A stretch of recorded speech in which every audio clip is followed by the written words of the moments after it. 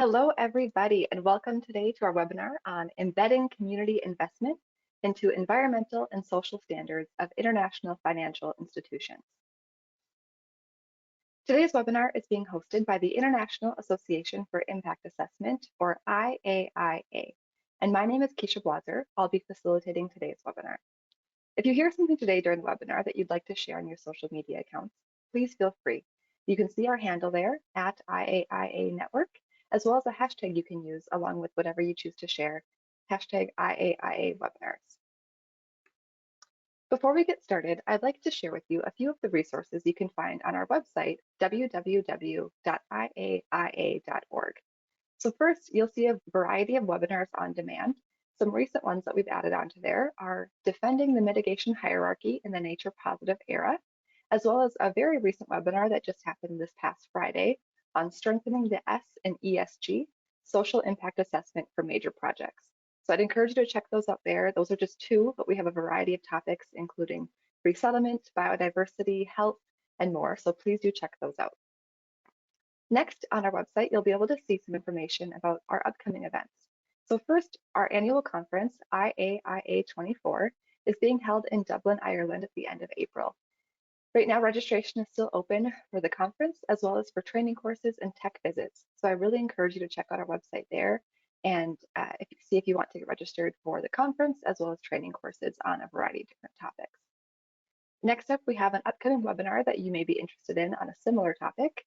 So on the 22nd of March, we have a webinar called Human Rights Due Diligence and the Environment, and you can register there for the webinar on our website. Next up, we have a variety of online training courses that we offer, which are short form courses that they were at our annual conference being held in person, and they've been converted to an online format. So right now, registration is open for one course called Conflict Management in ESIA Projects, and that course is going to be held from the 11th through 13th of March. So registration is now open. It closes on the 4th of March. So if you're interested in that course, please check out our website and register soon to secure your spot. We also offer a variety of other online training and mentorship opportunities, namely through our professional development program. Right now, there's a current course that just started in January that's running through April, but we've just opened registration for our next course, which starts in June and runs through August. That course is a little bit longer. It's a 12-week program that's asynchronous, but the really interesting and nice part about that course is you're paired with a mentor who will walk you through the course and give you feedback on assignments, and you'll have video conferences with them, and they're really just there to guide you and, again, be a mentor for you through that course. And lastly, on our website, you'll also be able to find a variety of downloadable publications like our best practice principles, IA fast tips, and more. So please do check out our website. Again, that's www.iaia.org to see all those the variety of resources and more. Before we get started, I just have a few pieces of housekeeping to go over. So first, this webinar is being recorded, and you will have access to the recording within a few days of the webinar. And since you are registered for the webinar, you'll receive a link directly to your email with the recording, as well as the slides that are used in today's webinar. Next up, at the end of our webinar, we'll have some time for Q&A with our presenter, but you do not have to wait till the end to ask your questions. So during the presentation, if you ever hear something that sparks a question or something that you'd like to hear more about, go ahead and go into the questions tab on your GoToWebinar control panel, and you'll be able to see you'll be able to put your question there, and we'll flag those during the presentation to be used during the Q&A. Next up, like I said, slides will be emailed to you after the recording, but they're also available now in the handouts tab on the control panel. So you're welcome to go there and follow along with the presentation if you would like. Now I'd like to introduce today's presenter. Dr. Ilya Gulikov has over 13 years of experience in international development. Currently, he is the principal social consultant at RENA, a global environmental and social, or ENS, consultancy. Before joining RENA, Ilya was with Ramble, a global ENS consultancy, and with Brandon Environment, another leading ENS consultancy, where he held overall responsibility for managing social impacts of projects. He has worked on major projects in Eastern Europe, Central and East Asia, Arabia, etc., and is based in the UK. Today's webinar is based on his session at IAIA 23 last year in Malaysia, for which he was nominated for an outstanding session. So with that, Ilya, over to you.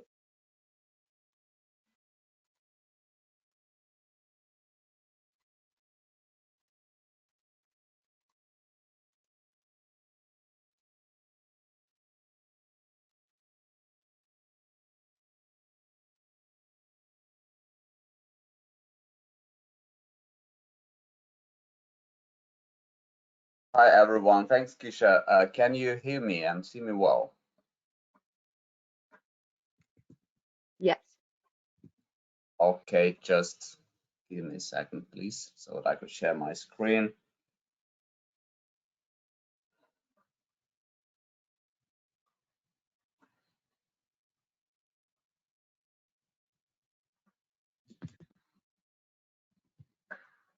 Okay.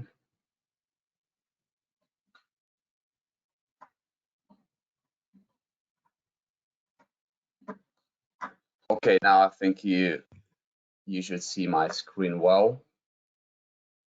Um, if not, please let me know.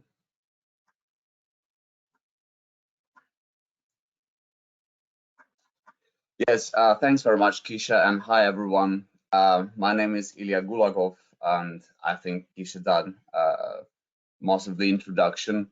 So first of all, I want to say that I'm very happy and humbled to speak at the IAIA event today. And in one of their posts on LinkedIn, IAIA said that I'm going to say something revolutionary here. So I can't really promise that because that is probably a bit too much. But I do believe that this topic has a potential, and it has a potential to make a difference. And the topic is embedding community investment in the environmental and social standards of international financial institutions. So, since Kisha has done most of the introduction, I think we can just dive into the webinar. So, I want to start this webinar with the broad question and to say that practices of impact assessment have evolved over time, and that the concept of international development has also evolved over time, and it should evolve. So what will be the next step? And are the current practices and frameworks effective enough for achieving the goals of international development? So during this webinar, I will try to address these questions, focusing on the World Bank and on its private sector arm, the International Finance Corporation, or the IFC. But this discussion is also relevant to the other international financial institutions, including the EBRD, the ADB, and others. It is relevant to financial institutions that adopted the equator principles, and generally even to corporations that have their own social standards. So let me start with a little bit of background. So the World Bank is one of the largest organizations in the field of international development, and it is still a benchmark institution for the global development sector. It started its operations almost 80 years ago by providing loans to economies disrupted by World War II, and later to low-income countries. And initially, the World Bank operations had purely economic character, and the goal of international development was economic growth. However, this purely economic approach led to problems. So, for example, failure to properly resettle people for a dam project could severely impact, first of all, people's lives, then the project, and the bank's reputation. And these various risks that the World Bank faced when investing or financing projects eventually led to adoption of environmental and social safeguard policies, and then to adoption of environmental and social framework and performance standards that we use today. And one of the key drivers for considering social impacts in the bank's investment process was Michael Chernia. He was the first in-house social expert in the World Bank. And he wrote a book which was named Putting People First. And in this book, he says that people are and should be the starting point, the center, and the end goal of each development intervention. And in the 80s, the group led by Michael Chernia step by step pushed forward a number of important social policies which broadened the development paradigm of the bank. And here on your screens, you can see this publication, which was made by the World Bank. So you can have a look at it if you're interested. So the work of this group was supported by top management of the World Bank. So for example, Robert McNamara, who is probably one of the most prominent presidents of the World Bank, declared twin objectives of international development, which are to accelerate economic growth and to reduce poverty. Then another prominent president of the World Bank, James Wolferson, said that people don't eat GDP, which means that economic growth does not directly or immediately benefit the poor. And this very way of thinking has led to a major shift in the World Bank performance. So first of all, it led to adoption of the environmental and social policies. Second, it changed the very goals of international development, shifting them from economic growth to social development and then to poverty reduction. And these environmental and social policies apply today to every project the World Bank finances. And I think it is also worth mentioning that adoption of these policies was associated with struggle and even with initial resistance within the World Bank, because initially people did not really feel comfortable with embracing any other aspects apart from financial during the landing process.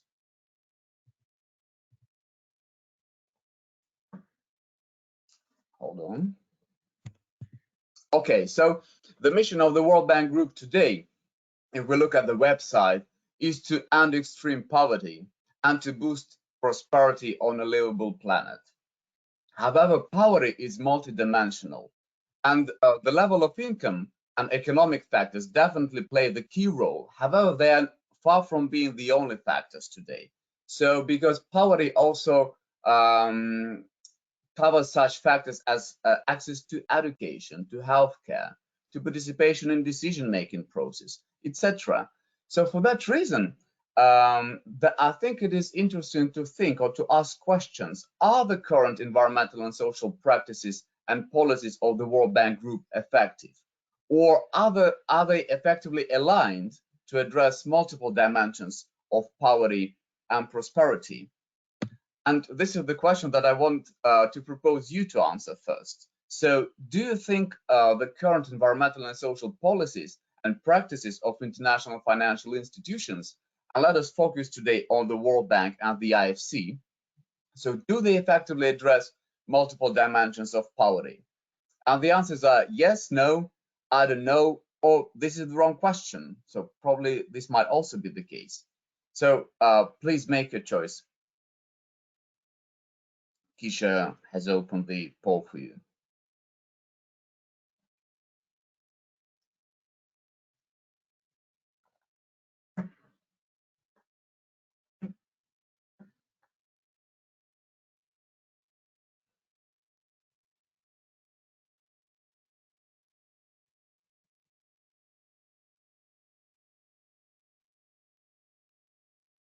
So we will have like 30 seconds or 40 seconds for like everyone to vote, and then we'll see the results.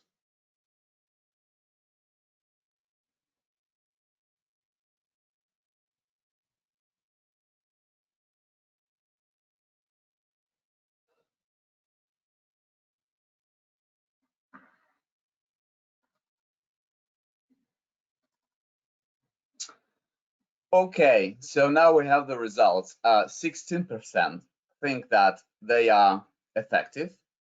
53%, or more than a half, think that they don't effectively address multiple dimensions of poverty. 25% don't know, and 6% think that this is the wrong question. So first of all, I believe that this is a very right question, because all the practices should contribute to achieving the mission of the organization, especially if they have the potential to do this. But generally, I would say that despite the significant achievements made so far, the answer seems to be negative rather than positive. So I quite agree with most of the audience. So first of all, as we said, people don't eat GDP, or economic growth does not directly or immediately benefit the poor. Second, the two major benefits new projects are argued to bring, which are taxes and jobs, are not always experienced by local people. So, for example, as for taxes, it is quite often questionable what share of revenues actually cascades down to the local level to be experienced by affected people. And as for jobs, for many projects, it's quite challenging to provide jobs for even semi-skilled jobs or skilled jobs to people affected by projects, and even to hire a small number of local people. A company should make quite an effort to do it. So it does not often or always happen. So the next thing is that the current environmental and social policies are focused on assessment and management of adverse impacts. So this is absolutely essential, and there is no question about it.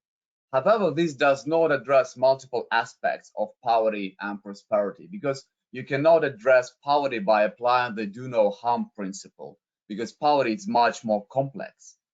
And for that reason, when a new project is initiated in some area, local communities quite often ask a question: what is in it for us? And myself, as a social practitioner, I have this question many times working in the field. And I believe that this question is absolutely legitimate and that we don't have a robust answer to this question so far. But you can tell me, hold on a second, like, are the current standards and practices already consider creating benefits for communities? Because most international financial institutions do speak about creating benefits to communities. And the discussion about the necessity of creating benefits to people has been going on for decades, especially as part of social impact assessment discourse. It covers such concepts as benefit sharing, community empowerment, creating shared value, obtaining social license to operate, overcoming the not in my backyard or NIMBY syndrome, etc. Then these concepts are mentioned in international standards and guidelines.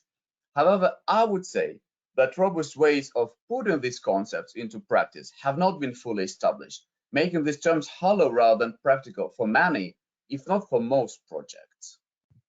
But let us be specific here and look at the IFC performance standard that we use as benchmark today. So it has three standards which speak about creating benefits to people.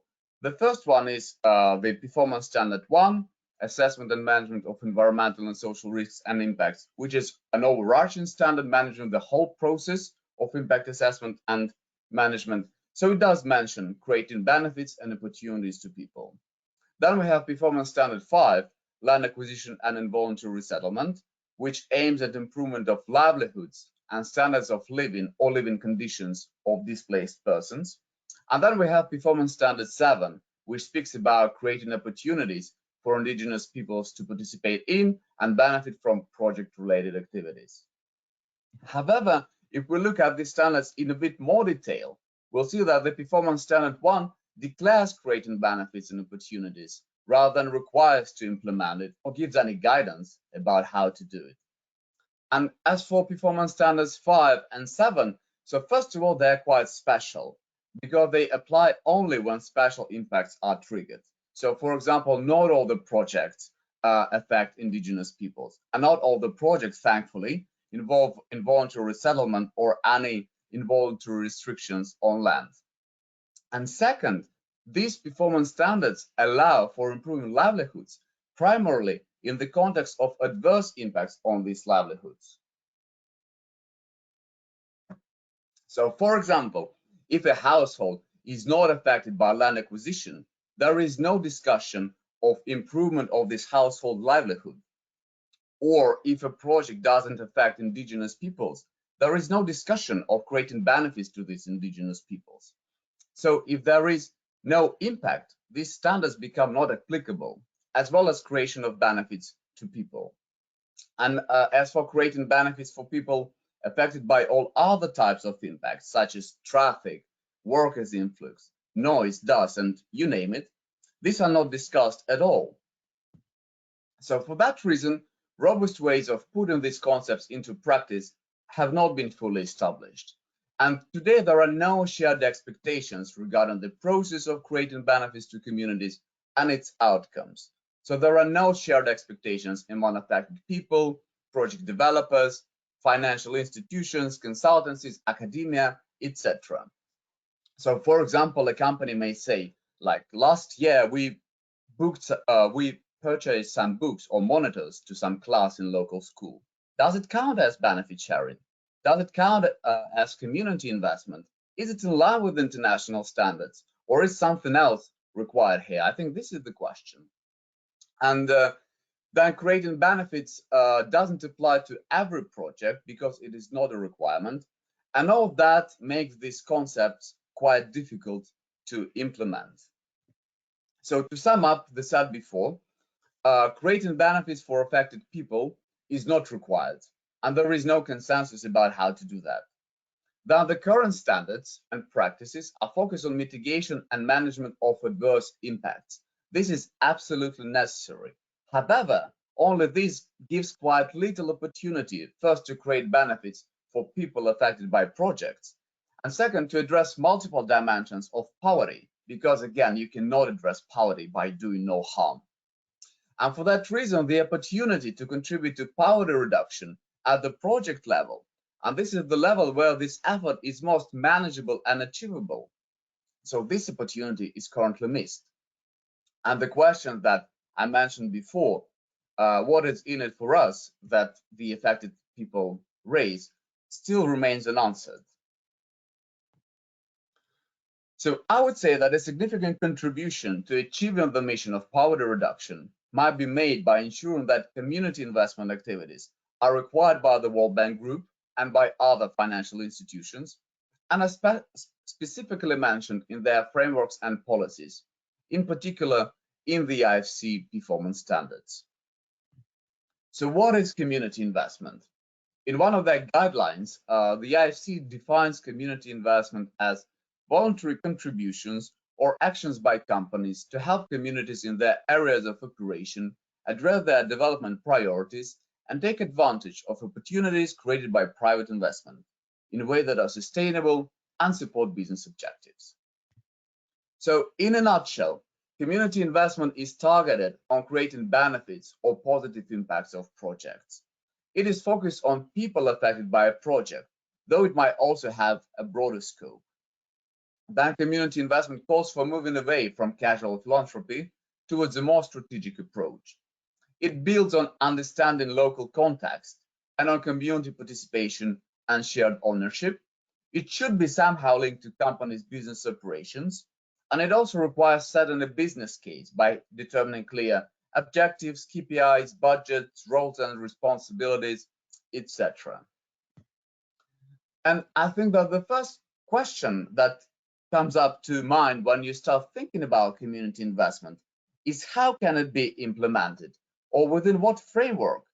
Is community investment part of social impact assessment, or is it a separate process? Because if we look at the definition of social impact assessment, it is the process of analyzing, monitoring, and managing social consequences, both positive and negative. And from that perspective, community investment perfectly fits into social impact assessment. And that is the next question that I want to ask you. So what do you think? Is community investment part of social impact assessment, or is it a separate process? And the answers might be yes, no, and I don't know. So please make your choice.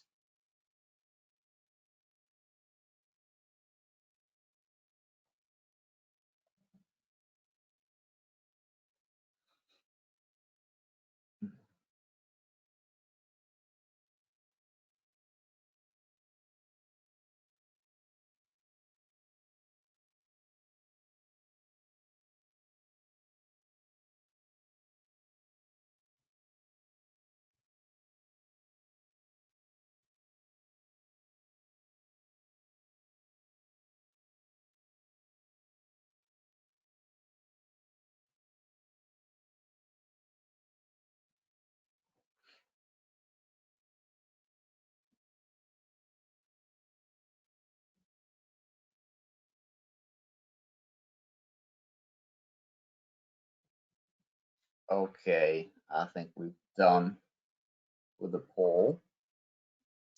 Okay, so I think it's very interesting. So 66% here think that community investment is part of social impact assessment.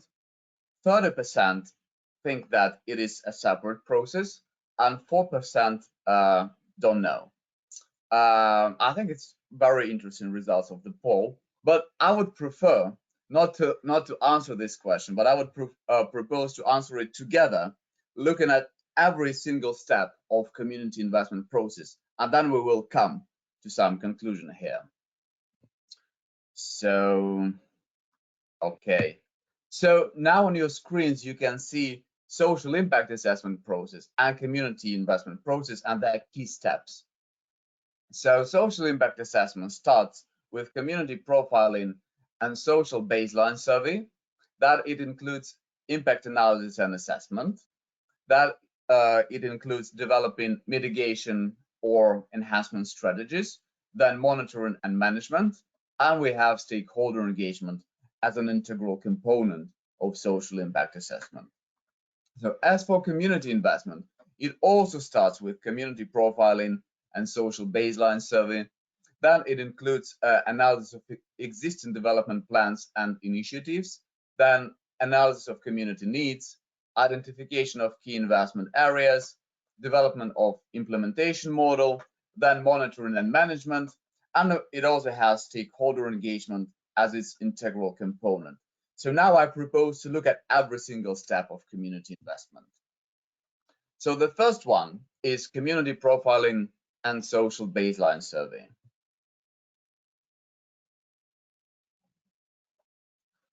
So community investment is based on local knowledge and data, and community profiling and social baseline survey are aimed at gaining understanding of project area.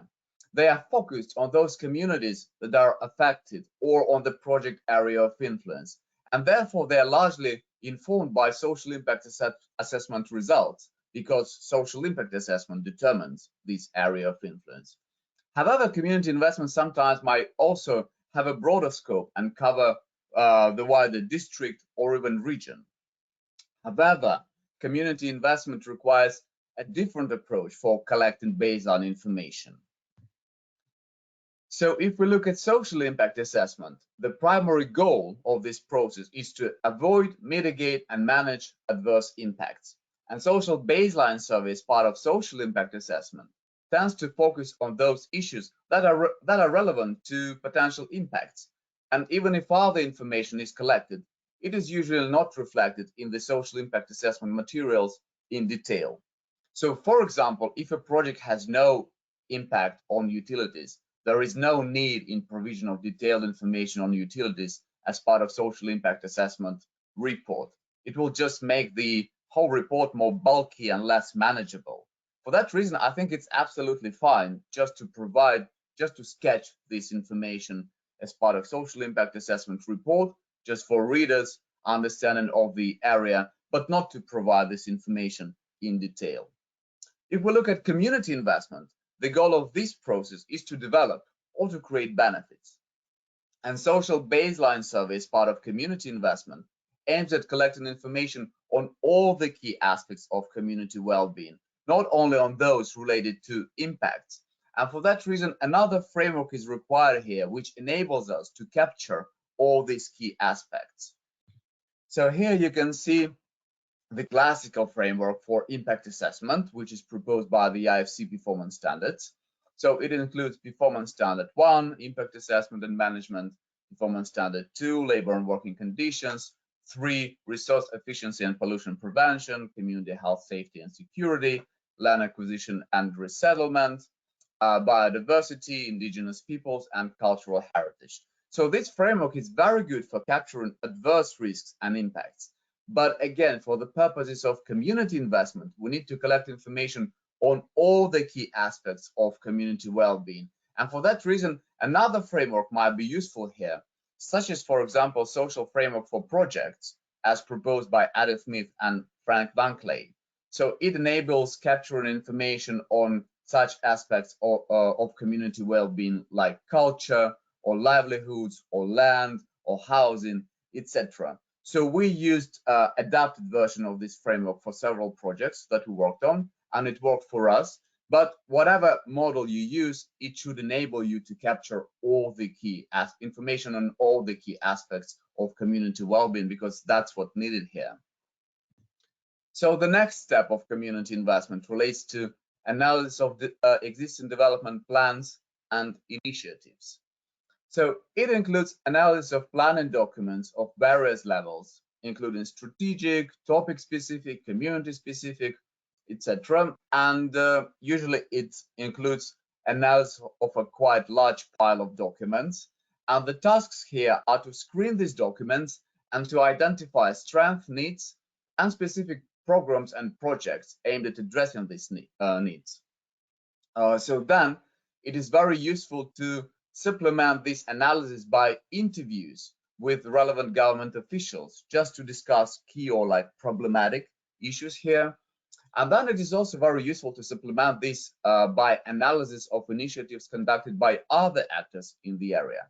For example, activities of NGOs, if they are present in the area, or activities of other project developers, if they conduct any community investment activities. I think it's quite useful to be aware of that. So all that is performed in order to understand community strengths and needs as viewed by the government and other actors, and that is what we need to have at this stage. And it is also helpful for finding potential partners for implementing future community investment projects of a company. So the next step relates to analysis of community needs. I would say that it is probably the most important part of community investment process, because no one knows needs of affected people better than themselves, and community investment is inherently participatory. And two things that I want to mention here: that engagement with communities first focuses on affected people, so not on their representatives, not on local governments, not on some prominent local people, but first of all on just everyday ordinary people. And then it requires careful planning to make sure that all the voices are heard, or voices of all the groups in communities are heard. Then I think it is worth mentioning that it is important for a person leading engagement activities first to explain what community investment is and what it is not, just to avoid creating false expectations. So, for example, a person leading engagement activities should clearly say that a company is not going to perform the role of the government and be responsible for all the needs or the problems in the area, and doesn't even intend to do this. So the company is one of the actors in the field trying to contribute to achieving the needs, but not the key actor here. And then this person should be reasonably well informed on a project, its key characteristics, and on the project environmental and social management. Just because at the beginning of meetings, communities often ask these questions. And if they do ask, I think it's quite important to clearly locate community investment within the broader environmental and social management system of a company. But before we dive into engagement activities for the purposes of community investment, I think it's quite interesting to compare engagement activities as part of social impact assessment and community investment process. So are they similar or are they different? Can they be combined or not really? So I found these questions quite interesting. So let us first have a look at social impact assessment. So the purpose of engagement activities as part of social impact assessment is to discuss the project impacts, and relevant mitigation and management measures. And I would say that there is intended deliberativeness in that kind of engagement, because if there is a place to ask questions, if there is a place to argue or to debate about the project, its location, its mitigation and management measures, this is exactly the place to do it. And there are various forms of stakeholder engagement activities which enable that kind of discussions. For example, public meetings or drop-in sessions or roundtable meetings, etc. So I would say that anyway, whatever methods you choose or whatever combination of methods you choose, the opportunity to deliberate is quite important here. Then, if stakeholder engagement activities as part of social impact assessment are well planned and organized, they're representative. But by definition, they are open to all. And therefore, there is always a risk that one group within communities might be overrepresented compared to another group. And then there is a risk that only vocal people will be sharing their views. So if we look now at community investment, the purpose of engagement activities as part of community investment is to identify community strength and needs. So, and if you wish, it is more like a research question to think about what are the needs in the communities, what are the causes of these needs, what can we do with them, So this is something like a collective brainstorming exercise rather than some platform for debate. And then it is very important to ensure representation of different groups using different criteria such as sex or like age or any other applicable for communities.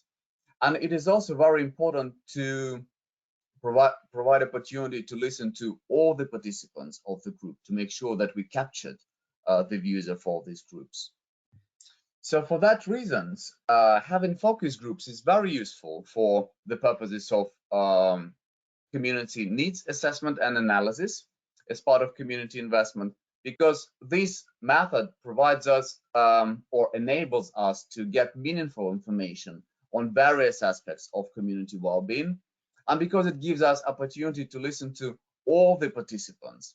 And if we combine these focus groups with individual interviews with key informants in communities, it gives us quite good grounds to identify community strength, needs, and ways of addressing them as viewed by people. And that is exactly what we need at this stage of community investment. So as for how to conduct focus groups, they might be conducted in different ways. So for example, when my colleagues and I conducted them, we started with open brainstorming discussion to identify community strengths and needs, and we wrote them down on pieces of paper and put them on the wall. Then it was followed by group-based ranking of strength needs to establish their relative importance. So basically, participants of the groups divided all these needs as having low, medium, or high importance. And then the group was elaborating on each community need that was of high or medium importance, trying to answer questions, what are the causes of these needs and what can be done to address them. And again, this kind of exercise, focus groups combined with interviews with prominent people in the communities gives us a very good understanding of strengths and needs of communities as viewed by people. So the next step of community investment relates to identification of key investment areas. So community investment is considered to be more effective when it is focused on a few key areas. And the IFC proposes us to have three considerations for selection of key investment areas. So the first one relates to whether a potential investment area has high priority for local communities. And that is what we have established when we run these focus groups and interviews with people. The second consideration is whether this potential investment area is consistent with development priorities of local government. And that is what we have established when we analyzed the planning documents and conducted interviews with experts. And the third thing here is to check whether this investment area supports business objectives and drivers of a company. Then it is important to ensure that selection of investment areas is based on some methodology and is transparent and preferably simple.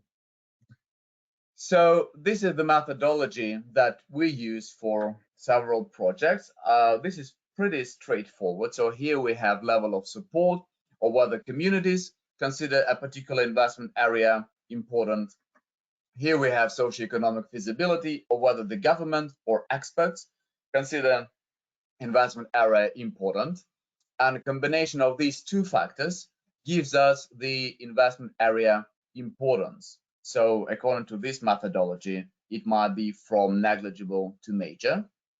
And what we also need to do now is to check whether this investment area is aligned with business objectives of a company. So again, you may use different methodologies. You may use some ranking or some scoring of different factors that you consider. But anyway, the methodology should be in place to make the whole process clear and transparent. And whatever methodology you use, you end up with a list of investment areas having major, high, medium, low, or negligible priority. And then you choose out of them the key investment areas that the company is going to work with.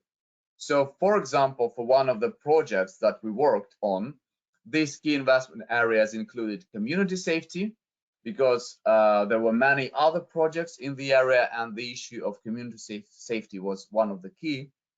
Then it included local employment, cultural and sport activities, infrastructure, and in particular water supply, because it was one of the key issues in several communities, and living environments such as creation of green spaces, playgrounds for children, etc. So after these investment areas are selected, a company will be committed to investing in these areas for a certain period of time. So usually it is a period from 3 to 5 years, and after that it might be reconsidered. So the next step of community investment process is to develop implementation model. So we have chosen or determined the key investment areas to work with. So how do we select the projects that we support or that we don't support? So the first thing here is to filter out those projects that are irrelevant, basically, that are not focused on the project area of influence, or that do not fall within the key investment areas, or that are too expensive, or that might take too long to implement, for example, if it requires like multiple permits, or that are not within the company's ability to control, or are not viable or sustainable, or which are simply pet projects of some stakeholders.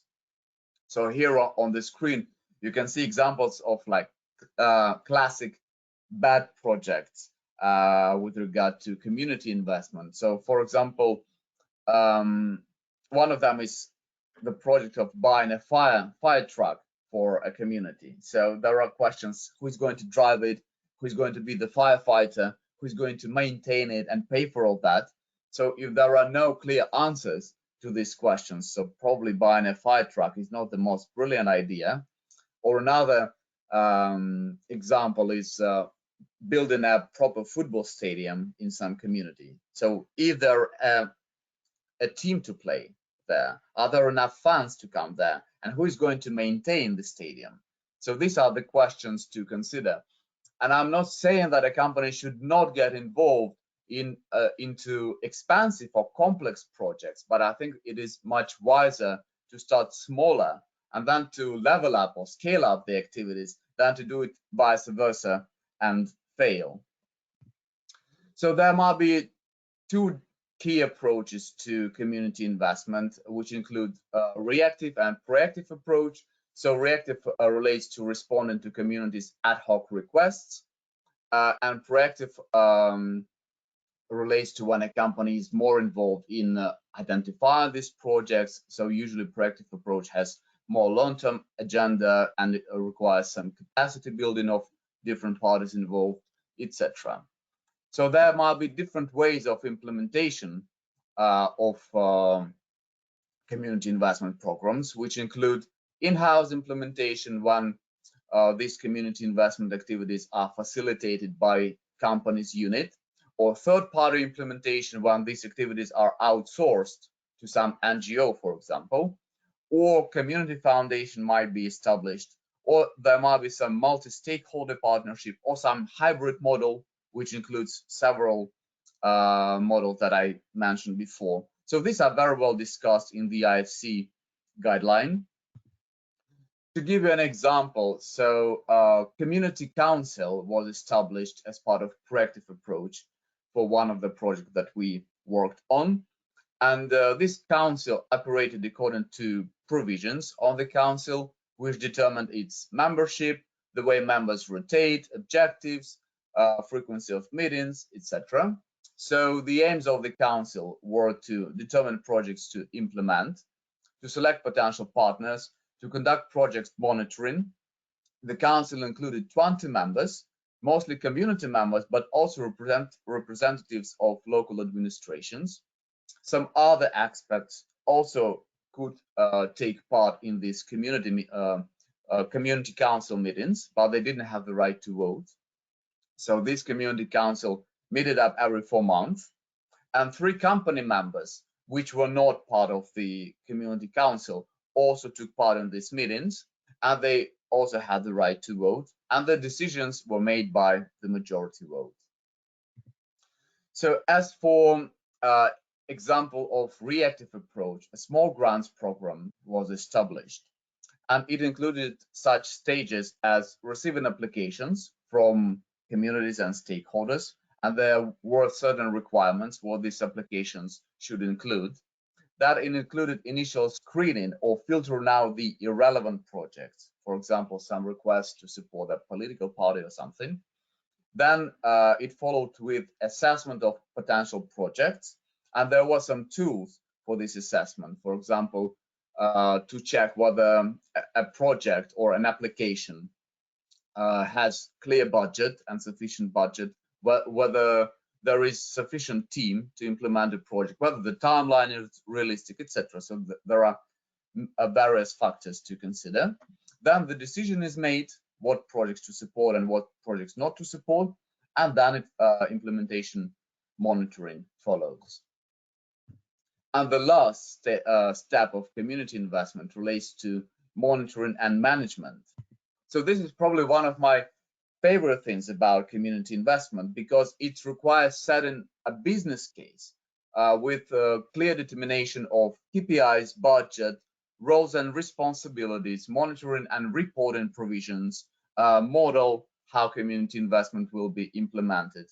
And all that is put together into community investment plan. And this is one of the management plans as part of the company's overall environmental and social management system. And it makes the whole process of investment quite manageable and consistent, but not, casual and sporadic. So if we come back to the polls questions that we thought of, there are definitely similarities between social impact assessment and community investment, because both processes share key values and commitment to capacity building and community empowerment. Both processes are inherently participatory. Both begin with community profiling and social baseline survey, and both focus on people affected by a project, though, as we said before, community investment might also have a broader scope. However, there are also quite significant differences. So, for example, community investment has different aims. So, as we said before, the primary aim of social impact assessment is to identify, avoid, mitigate, and manage adverse impacts. The primary aim of community investment is to develop or to create benefits. Then community investment has different focus because it focuses on all the key aspects of community well-being.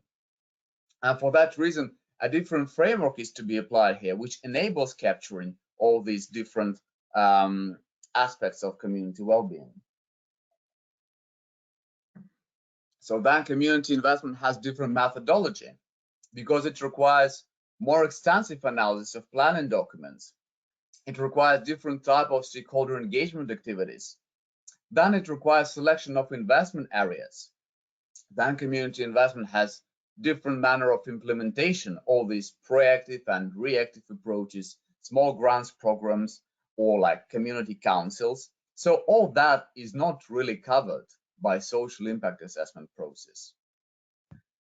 So can community investment benefit from social impact assessment?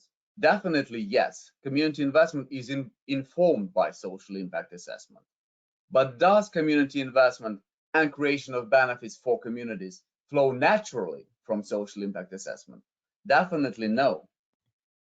And for that reason, social impact assessment as practiced today is not effective or sufficient for creation of benefits and opportunities to affected people. And I think that we need to be quite clear and honest about that, just as one of the classics proposes us to be. And the IFC performance standards are effective for assessment and management of adverse impacts of projects, but they fall short of achieving the goals of creating benefits and opportunities that they declare. And therefore, it gives quite limited potential to contribute to addressing multiple dimensions of poverty and prosperity. For that reason, community investment is required because it ensures that affected people experience not only adverse, but also positive impacts of projects. Community investment has capacity to identify community needs and make tangible contribution to meeting them. then it has capacity to address multiple dimensions of community well-being, and we can continue of poverty and prosperity. And therefore, it is perfectly aligned with the mission of international development. So in order to make that happen, an amendment should be made to the performance standards, and in particular to the IFC Performance Standard 1. So I think that the following abstract should be added. Clients will conduct community investment activities to help communities in their areas of operation address their development priorities and take advantage of the opportunities created by private investment. Clients will develop and implement a community investment plan that is focused on affected communities, grounded in the local context, and prepared based on engagement with communities. Community investment activities should not be regarded as compensation for the adverse impacts of projects, which are to be identified and managed according to other requirements of these performance standards. So embedding community investment into environmental and social standards will be the next major shift in international development process. So the first one, as we remember, was from economic development to consideration of adverse environmental and social impacts. And the second will be from consideration of adverse impacts only to creation of benefits. And everything is ready for making this shift today because we have very good guidelines, we have accumulated experience, and therefore there are no obstacles for making this shift. And I think that today is a very good time for making this change or update of the IFC performance standards because they were last updated in 2012, and now there are broad discussions about their update. They have served and they still serve as benchmark for the whole international development sector. In particular, they are referenced by the Equator Principles, which are adopted by 136 institutions in almost 40 countries. And mentioning of community investment in the IFC performance standards will have a huge impact on the whole international development sector. Just imagine for a second if all the projects that try to comply with international standards start creating consistently benefits to affect people. It will make real difference to people's lives, and first of all, to lives of people affected by projects. And therefore, it is perfectly in line with the World Bank's mission of poverty reduction, because it gives very practical tools for contributing to poverty reduction at the project level. And again, this is the level where this effort is most manageable and achievable. And it will continue the work to put people first, as was once proposed by Michael Chernia, the first in-house social expert. So thank you very much for your attention. So before we move to Q&A session, I put together a couple of references for you. So if you're interested in reading about the World Bank and how social considerations were embedded into its standards, so this is a very good World Bank's publication about Michael Chernia and his group. Here are the IFC guidelines on community investment that I think are very good. This is the social framework for projects that I referenced in this webinar. And this is one of our papers on community investment. I hope the second one is coming soon. So in this publication, we compare social impact assessment and community investment and check whether they're different or similar, etc. So thank you very much.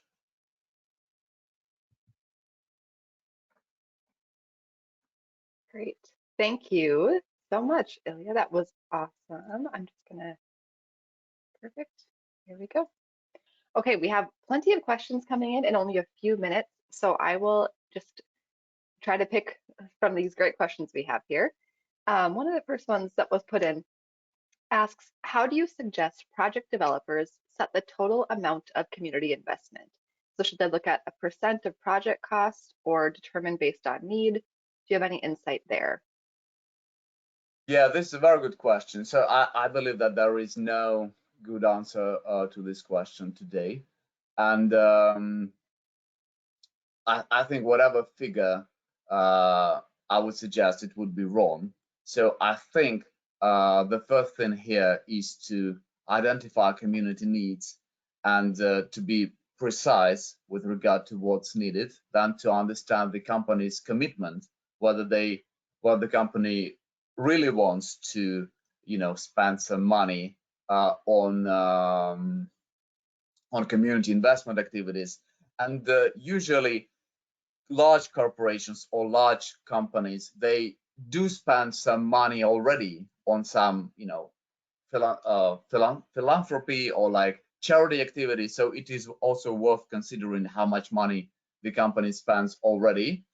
And yeah, and start with that, with community needs, with analysis of how much money the company spends already, how committed the company is to investment. But I would suggest to start small, because in the corporate world, if you allocate quite a large amount of money to some programs, but then you don't actually use this money, you have a problem. And next year, usually you don't have that amount of money. So for that reason, uh, think a little bit about that, and allocate the amount of money that you are sure you will be able to spend. So that is how I would propose to reply on this question. Great, thank you. Okay, next question. Why do you think community investment activities might not be considered as compensation for adverse social impacts? Yes. So I think that we should think about who are the recipients of adverse social impacts and of community investment activities. So to give an example, the recipient of traffic impact is some household or house located near the road, which actually experience noise and dust and vibration impacts. And the recipient of community investment activities uh, is like community in general or some groups in communities. So is it legitimate or right to compensate inconvenience of one household by providing some benefits to other households? I don't think so. So for that reason, I think the healthy way of managing this is to conduct quite clear and straightforward assessment and management of adverse impacts, and then conduct community investments. So I would say that like keeping them separately, at least methodologically, is the right way here. Great, thank you so much. Okay, we have time for probably just one more question. I know we were kind of getting cut short here on the Q&A, but we have plenty of questions coming in. So next one is to go beyond impact-related response, should we start talking about net positive social value creation in the sense that controls should not only avoid, mitigate, or remedy impacts, but even when there is no impact, should there be social value creation? Yes, mm, I think this is a question like um, about the scope of community investment activities. Like, for example, are community investment activities required when a project has minimal impact, etc. So I would say that this question is somehow relevant to a project like are stakeholder engagement activities required for a project which has, like, for example, minimum adverse impacts. And the answer here is yes. So stakeholder engagement activities are always required for every project, but the scope and the um, like the number of activities and how extensive they are depends on every single project, and it is determined in the stakeholder engagement plan. And the same with community investment. So community investment, I would say community investment activities are required for every project, but the scope of these community investment activities is to be determined as part of community investment plan developed specifically for um, for each particular project. So I hope this answers the question. Great, thank you. Okay, it looks like we are out of time. So I am going to, let's see, close up the questions.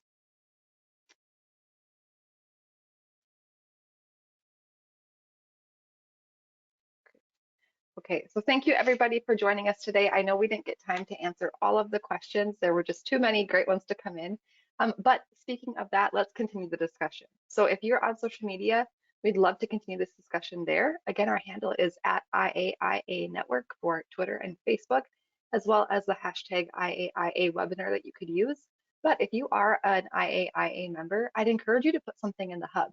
After last week's webinar on strengthening the S and ESG, there's been a little bit of discussion in the hub about some next steps and some further questions. So if your question didn't get answered and you're a member, put something in there and we can continue this conversation.